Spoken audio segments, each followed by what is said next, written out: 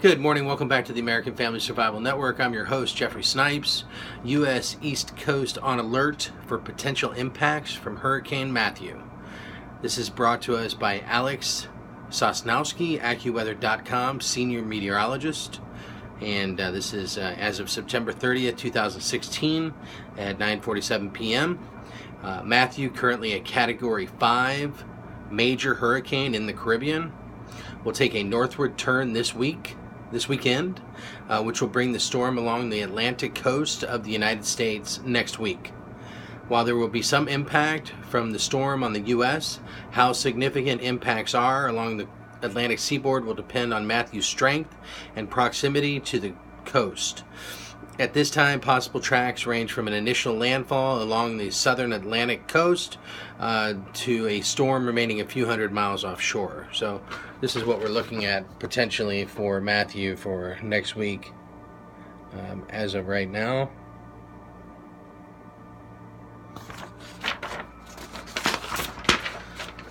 From late this weekend into next weekend, the forward speed of Matthew will likely be a determining factor on impact on the U.S., and AccuWeather senior meteorologist Bernie Rayno cited some similarities of the weather pattern to that of Hurricane Hazel in 1954.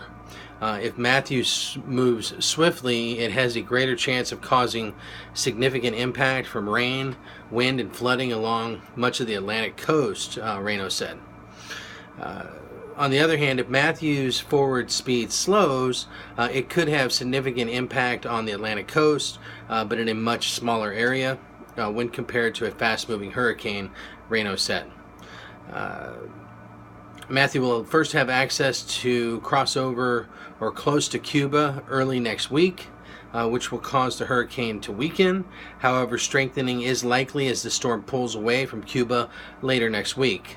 Once the hurricane emerges north of Cuba, the exact track of the storm during the middle and the latter part of next week will become more clear, according to AccuWeather meteorologist Steve Travis. By then, the position and movement of other weather systems will be more set in stone and should lend a clue as to a track at sea or a turn toward the U.S. coast, while a track into the western Caribbean and then the Gulf of Mexico is still possible. That outcome appears unlikely at this time, Travis said. So here's the weather impacts for next week. Rough surf, strong rip currents, large swells, looking at potentially affecting Miami, Daytona Beach, Myrtle Beach, Virginia Beach, and then possibly Atlantic City. So that's the projected course for next week for Matthew's impacts.